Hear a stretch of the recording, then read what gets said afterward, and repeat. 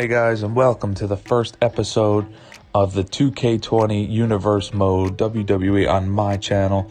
My name is Official GRI, and if you're new to this channel, you've probably never seen a Universe episode before because this is my first one. And welcome to Main Event. I don't have a Raw and a SmackDown, not a typical Raw and SmackDown. In my Universe Mode, they have merged to make Main Event. That's why it's blue and red. And we've got the WWE Championship, the US, the Intercon, the Tag Team, and then the 24/7 belt. Just kind of a belt for the lower guys to get it because it's all one show now, so there's not going to be a lot of room for too many guys to get, solid push if there's only 4 championships. So the WWE Champion, that's Samoa Joe. I've got a lot of explaining to do in this episode to get you guys caught up, and I'm hoping by the end of this one you'll understand everything that's going on. Obviously, each episode, when we see different superstars, I'll explain their background. Triple H is coming out here. He's the general manager of this whole thing. He used to be the general manager of Raw, and then when the brands merged, they decided to keep Triple H as a general manager. Raw had been the superior brand for a couple years in a row, and when they merged, Triple H took over the reins. And he's a pretty good general manager. He gets in the ring when he has to. He's talking there. What he's pretty much saying, by the way, guys, I'm usually going to do a voiceover on these things and make believe like, I'm Triple H. But for the sake of this first episode, I have a lot of explaining to do, so I'm not going to do that on this one. But pretty much what Triple H said there was that this is the first main event after WrestleMania, and tonight and through the next 3 weeks, we're going to figure out who's going to be in the Elimination Chamber, because that is the first pay-per-view after WrestleMania for me. The Elimination Chamber is going to be 2. There's going to be one for one championship. We don't know which one it's going to be for just yet. That'll unfold as the weeks go by. And the main event Elimination Chamber is not going to be for the WWE Championship. It's actually going to be for the number 1 contender for the WWE Championship. Speaking of the WWE Championship, let's start there. Samoa Joe is the champion. He won the Royal Rumble last year and then went on to beat Baron Corbin at WrestleMania to become the WWE Champion. I've been doing Universe Mode since about 2K20, I believe. Back when I was, just starting out in college, I had a lot of free time on my hands, and I was playing 2K15. I think 2K16 had just come out at the time, and I was playing like crazy. By the way, John Cena versus Drew McIntyre, this matchup, winner gets into that Elimination Chamber I was talking about. And Drew McIntyre is in the League of Nations. I recreated the League of Nations with 5 guys: McIntyre, Shinsuke Nakamura, Rusev, Sheamus, and I can't remember the other one right now, but I'm sure it'll come up eventually. Sheamus and Cesaro, no longer team. You guys will hear about that later on. But anyway, yeah, so I've been playing for a while, so this Universe Mode does have some background. Obviously, it's way too much to explain. I'm just going to explain it as it goes on. So, Samoa Joe, he won the Royal Rumble, then won the WWE title at WrestleMania against Baron Corbin. That's why he's WWE Champion. Let's go on to the US Championship. It's been changing hands a lot lately. Bigger names are taking the US title ever since we switched to one brand. Daniel Bryan's the current champion right now. He won it from AJ Styles a while back. Them two are feuding, but so are a lot of other people. That actually might be one of the other Elimination Chamber matches at the first pay-per-view Elimination Chamber. But anyway, he's the U.S. champion. The Fiend, Bray Wyatt, he has been feuding with a lot of people. He's been a very long reigning Intercontinental champion. Right now he's feuding with Randy Orton. At the moment, the Brothers in Paradise, they're the tag team champions. Velveteen Dream and Kofi Kingston. Kofi heel turned, and on the New Day, he just heel turned on them and teamed up with Velveteen Dream. The New Day were the tag team champions at the time. They won it from the New Day, and they haven't lost it since. Hasn't been too long. It's been a couple months, but they're still feuding for those tag titles. They versed each other at Mania, and the Brothers in Purple, won again. John Cena, you see him win there. He's going to be in the number 1 contender Elimination Chamber. And even though Drew McIntyre's a heel, that was kind of weird. Him and John Cena celebrating after the match. Not sure what's going on there. Anyway, Daniel Bryan, U.S. champion. He's going up next. We were just talking about him. He's going to go one-on-one with Robert Roode. Daniel Bryan, like I said, he's been feuding with a lot of people. He's got a lot of enemies. Nobody likes him. Yeah, he doesn't like anyone. So, and no tag teams, no friends, just a whole lot of enemies. So he's going up against Robert Roode today. Anyway, let me go back. The 24/7 title is actually recently new, because when I switched to one brand, I had to make some kind of title just so it would give, push for more storylines, give the lower guys a little bit of a shot for them to actually bloom and blossom so they can get some, actual match time. Right now it's Mustafa Ali. He won it at WrestleMania in this 8-man ladder match with a bunch of people. Before that, it was Ricochet and Aleister Black. So it's been a bunch of the new guys and the guys who I don't use very often, but it could be anyone. In real life, the 24/7 title just could be defended at any time, obviously. You guys who watch wrestling know that. But in this one, it's just going to kind of be, I'm just going to pick superstars at random to make it, instead of, I can't really make it spontaneous 24/7, but I'll just make it, it's a random superstar every time. It's just randomly generated. The match type is generated, the amount of people are generated, the amount of superstars are generated, and the superstars themselves just random. They just come out random. I have no control over it. It keeps me on my toes, keeps me not knowing what's going on, and it keeps you guys not knowing what's going on. But let's get back into it. Let me explain exactly what's happening, because I did speak really fast on it. Main event is the main show. I don't want you guys to think it's, the typical main event where no big names appear and it's boring as fuck. No, this is main event. This is the real deal. This is, just think of it as Monday Night Raw, when Monday Night Raw was pretty much the only show and SmackDown was like the side show. There's no brand split. I used to have a big one. I may go back to it. I'm not opposed to going back to it, but it's just how my storyline kind of worked out. And I think it's fun doing one show, especially because, I got a real job outside of this, and I don't have a lot of time. So I think one show once a week. My goal is to upload this every Sunday for you guys. So it'll be an every Sunday upload, hopefully. Should be able to stick to that. So every Sunday you'll see main event. And then pay-per-views, obviously, when it's pay-per-view time. I'm assuming those will go out on Sunday, too. I'm not sure. It would kind of suck to have to make you guys wait a week when the pay-per-view's next, but it may just have to. I hope you guys understand that. Hope you guys do enjoy it, though. But, yeah.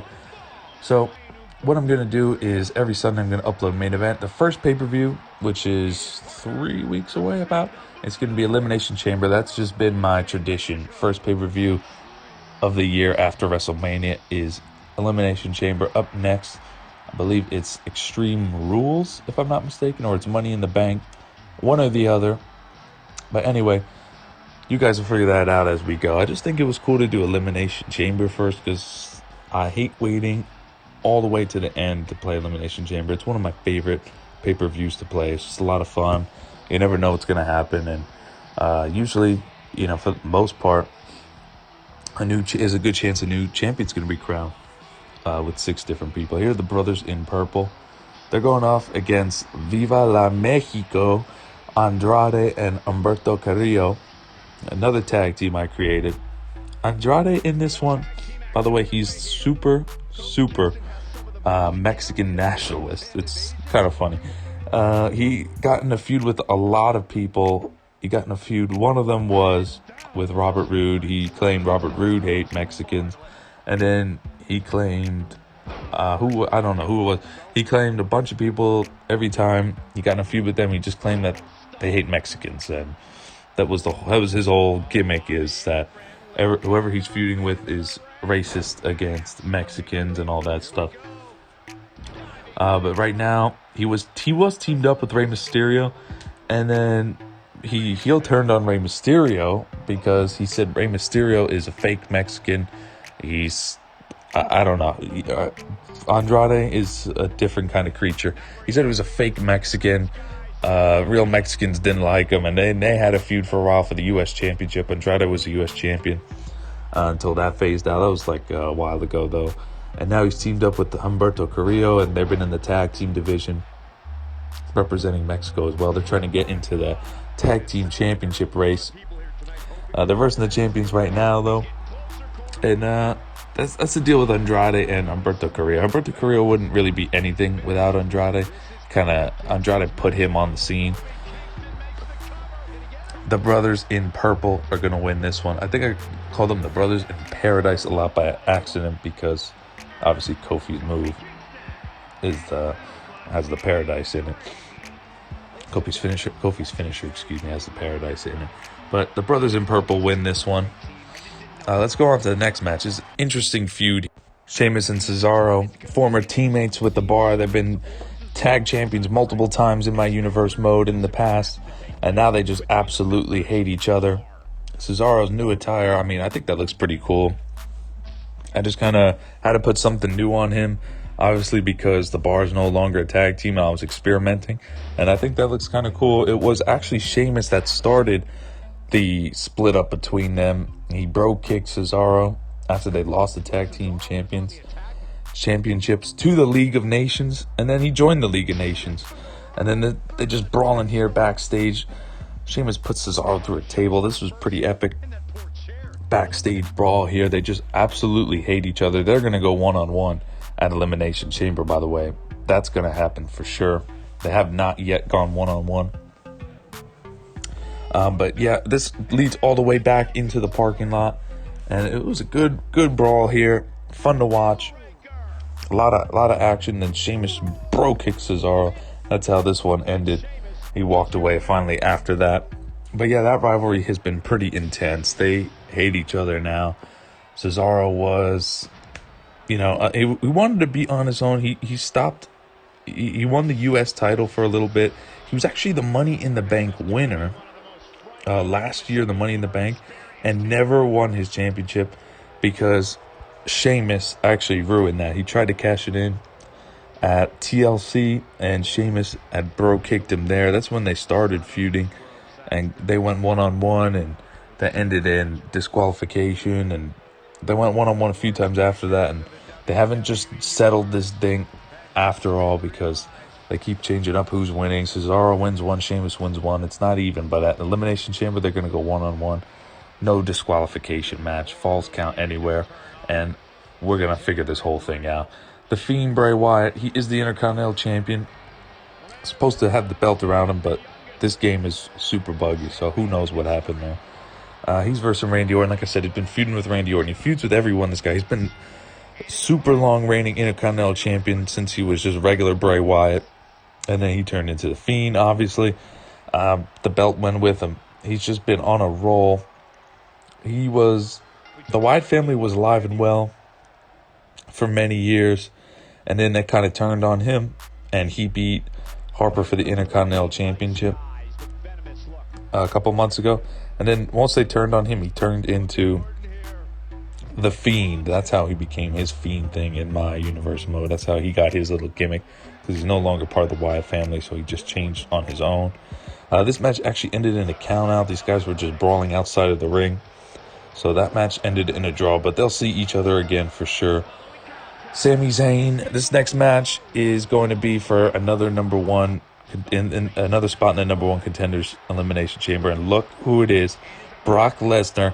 He looks a little different, doesn't he? No Paul Heyman, and he's wearing some creepy kind of mask, which I think looks pretty cool on Brock Lesnar. It looks scary as hell.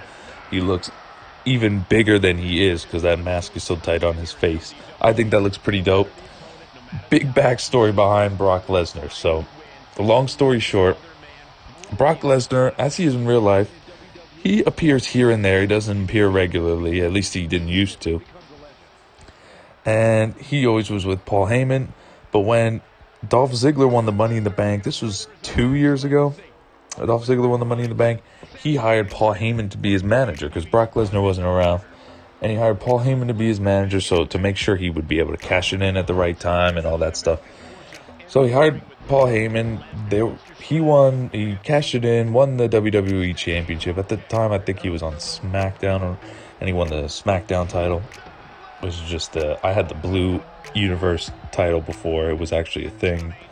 But I'm not the only one who had that. I'm sure a lot of people thought of that idea. But anyway, Dolph Ziggler and Paul Heyman became a thing. Then Brock Lesnar came back, and he wanted Paul Heyman back, and Sami Zayn was gaining a bunch of momentum on that top rope. He was going crazy, thought he might have had Brock Lesnar on the ropes, but catching finisher F5, that does it. Brock Lesnar's going to be in that number one contender elimination chamber. Right now, we've got John Cena and Brock Lesnar in that elimination chamber. But anyway, yeah, Brock Lesnar wanted Paul Heyman back, and Paul Heyman didn't want to leave, so they went versed each other one-on-one. And look at Brock Lesnar, by the way. He does this a lot after all the matches. He just kills everyone. He is a different kind of man now. He doesn't talk anymore. He wears that mask. He never really talked, but he wears that mask and just F5s everybody and destroys everyone after the match. He just has no regard for anyone. He doesn't care anymore. He lost Paul Heyman. And going back to that, Paul Heyman and Dolph Ziggler, Brock Lesnar and Dolph Ziggler versus each other at WrestleMania. And Dolph Ziggler, cheated. He did a bunch of cheating. Paul Heyman helped him out. They beat Brock Lesnar, and that meant Dolph Ziggler and Paul Heyman got married after the match. They are gay lovers, Dolph Ziggler and Paul Heyman. Yeah, I know what you guys are probably thinking. What the fuck? But that's what I do to keep this universe mode interesting. I just think of some stupid, crazy shit to keep it going. But yep, Dolph Ziggler and Paul Heyman are married, so don't you guys forget that. Baron Corbin, as you can see, he was attacking Samoa Joe. He's pissed. He lost his WWE title at WrestleMania to him.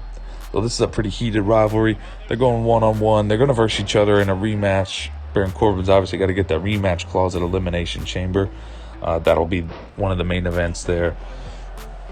For the WWE title, Samoa Joe, that was his first title reign. He's been the number one contender many times, never won. Then he finally won the Royal Rumble and got his chance. Baron Corbin, he was actually part of the Wyatt family for a little while. Then when he won the WWE title, they turned on him as well. The Wyatt family just seems to turn on everyone. Apparently they've turned on Bray Wyatt. Now they turned on Baron Corbin, then they turned on Bray Wyatt. Anyway, Corbin retained his title there. He's been champion for a while, lost at WrestleMania. And then Samoa Joe makes him tap there, but they will go one-on-one at Elimination Chamber for a rematch. I hope you guys enjoyed this episode. I know it was a lot to take in. Don't worry, though. You guys will learn a lot more as these episodes go along and know everything up to date and all the back history of it. Hope you guys enjoyed it, though. Tune in next Sunday for episode 2, week 2. And don't forget to like and subscribe if you like the content. Thanks a lot, guys.